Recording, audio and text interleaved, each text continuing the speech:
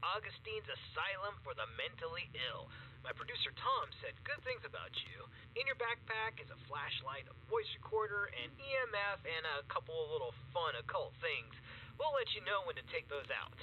Ready to pay off some of those college debts and beer tabs? Well, of course you are. And when you're ready, enter in through those front doors.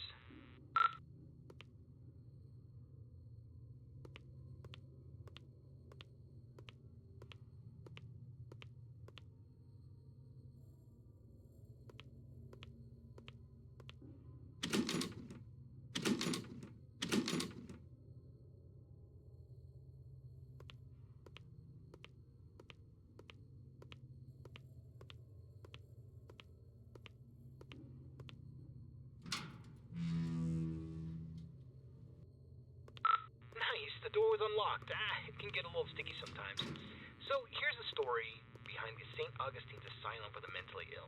It was founded in the 1880s, closed in the 1960s, and a lot of nasty stuff happened here. I mean, this place is only supposed to house around 500 patients, but at its peak, it was around 3,300 patients in here. I mean, the place was, less of a hospital and more of a place where you dropped your problems off and hoped they disappeared.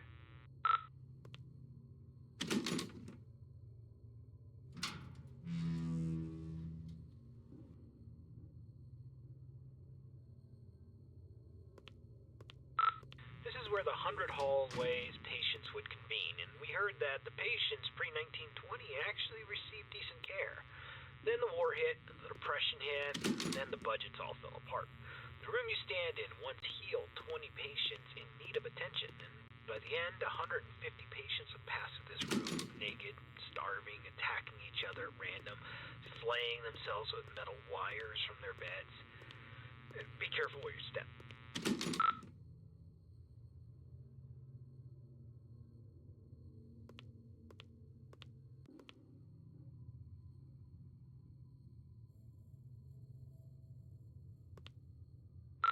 Alright, this is a good place to start. I want you to take out your voice recorder, and I'll hopefully be able to awaken this place. Okay, spirits of St. Augustine, please reveal your presence to us. Show us that you are in this room. Feel free to interact with anything, or speak to us. Use your words, use your voice, and let us know that you're here. Okay, play that back. Know that you're here.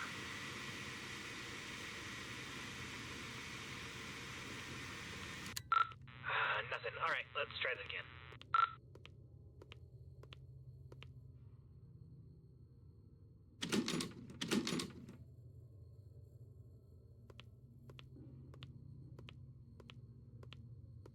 Alright, let's try this. Ghosts of St. Augustine, please let us know that you are still in this hospital.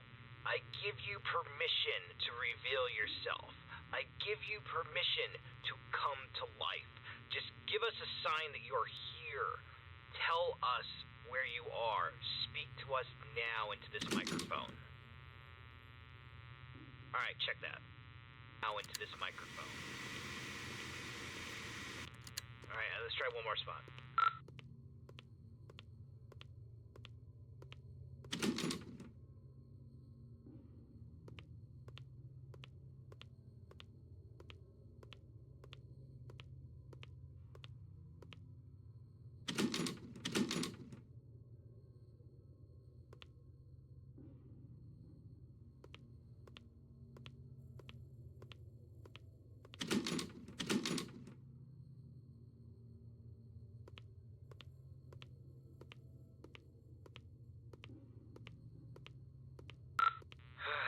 Ghosts of St. Augustine, you're all a bunch of ghoulish pricks.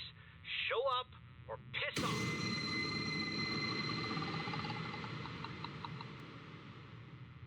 Whoa, did you hear that? Play that back. Pricks, show up or piss off.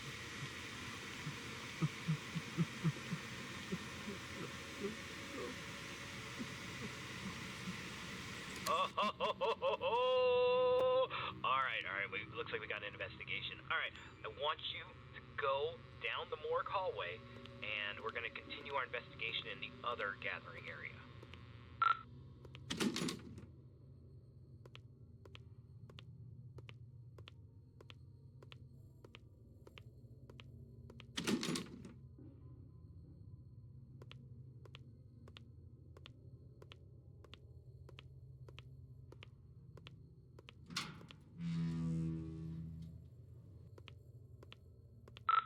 Okay, of the 4 areas you need to visit to fulfill your contract, the East Social area is the first on the list.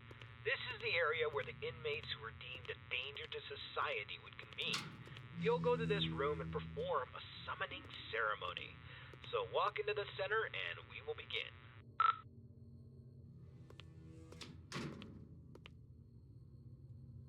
This is the entrance to patient cells 200 to 219. We're talking extreme bipolarism, schizophrenia, dementia. Not necessarily dangerous, but it could be a challenge for society. Dang, the door's locked. This sucks.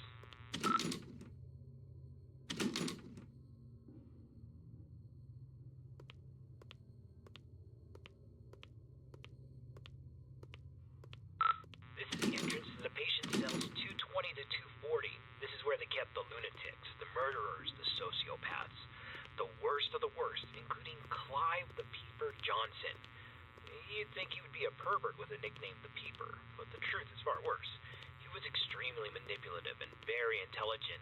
He was a murderer and a memer. Most of his victims could never identify him because he managed to convince them to gouge their own eyes out with metal wires and even their own fingernails. He came here due to legal loopholes, and when the facility went off the rails and the doctors stopped caring, he jumped into action. The patients who didn't listen were tortured, and the ones who did wandered around the facility, blind, screaming, and in constant fear. This door's locked too. Let's just start the ceremony.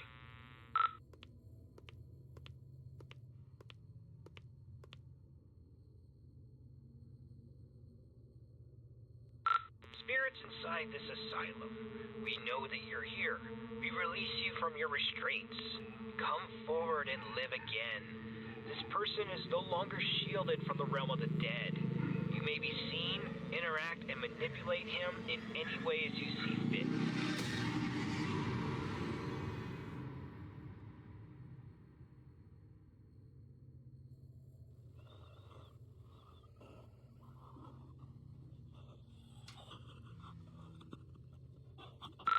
Don't just stand there. Go check it out.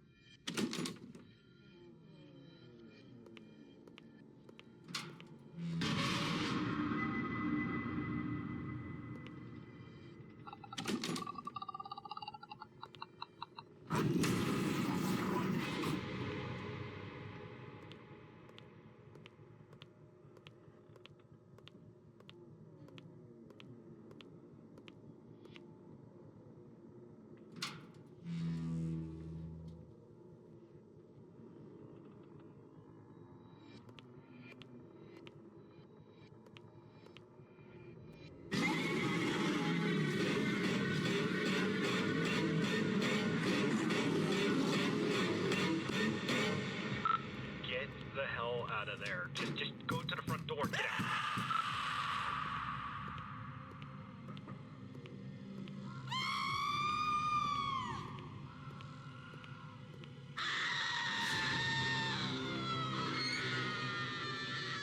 All right, get out of this hallway and then take your second right.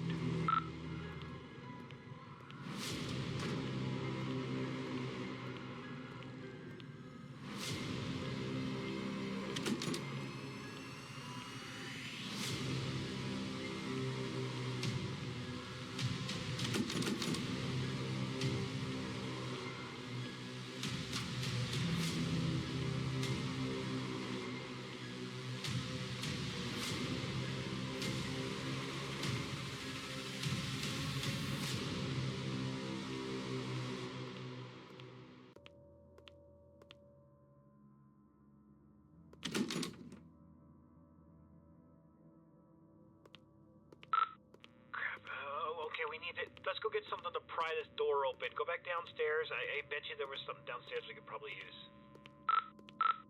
Hold on. That staircase wasn't there before. This place doesn't even have a basement. What is going on? Alright, just... I don't think you got any other choice. I think you gotta make your way downstairs. No.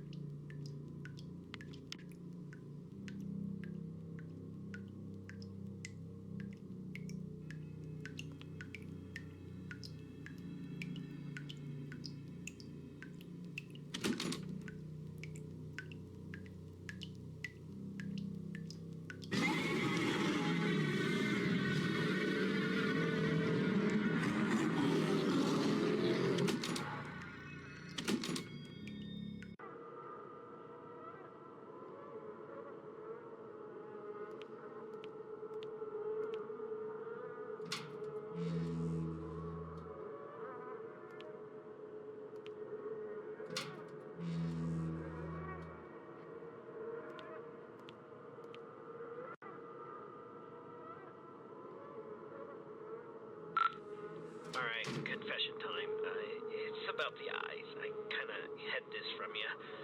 There's an urban legend, and I repeat, it's an urban legend about the peeper, Clive Johnson. You see, there was a patient who suffered from dementia and swore that Clive was more than just a mere man, and he would kind of haunt this patient all throughout the day. Rampant hallucinations that progressively got worse, but at night he never saw the peeper. Then he discovered that if he closed his eyes, he could escape Clive, but whenever he opened them, Clive would be there, waiting for him and getting closer and closer. Eventually, the patient used a fork and he blinded himself. And while he was soaked in his blood from his sockets, he screamed to the entire hospital that he was free, he was safe. And a week later, 2 more patients charged Clive with stalking them, even though he was confined solitary. I mean, it's crazy. They took their eyesights too. This pattern didn't stop. I thought it was BS, but based on what we've seen tonight, I'll pretty much believe anything. So, try to get the hell out of there, and if it gets too intense, try to shut your eyes.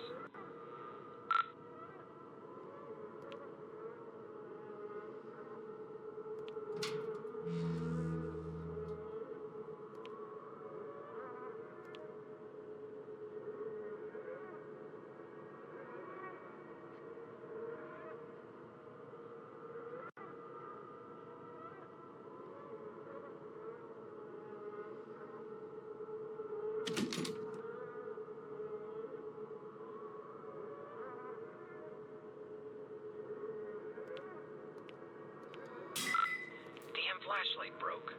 I can't use that anymore.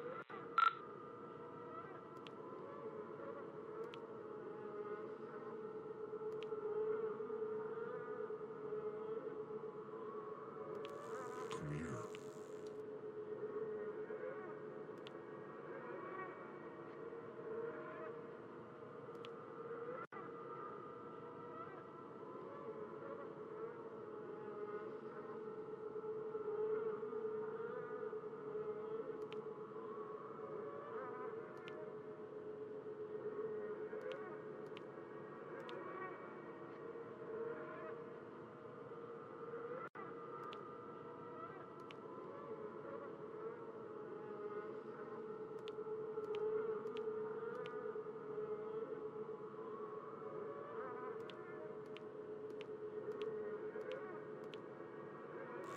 Come on closer.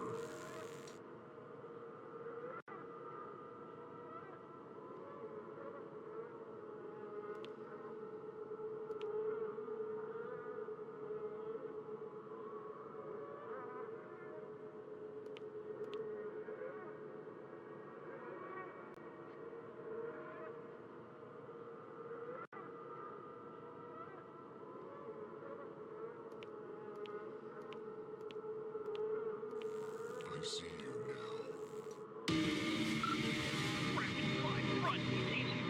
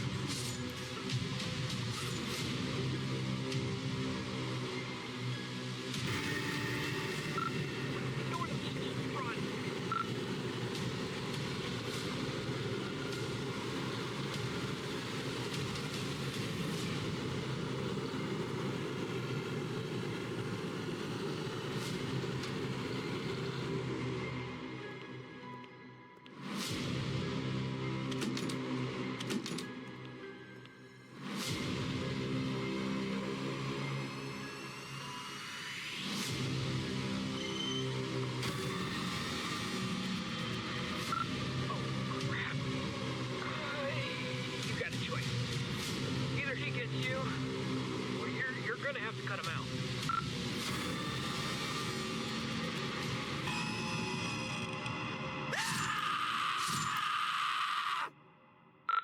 Holy crap, man. I can't believe you just did that. You freaking gouged your eyes out with a scalpel. Are you alright? I know you're not. Holy crap.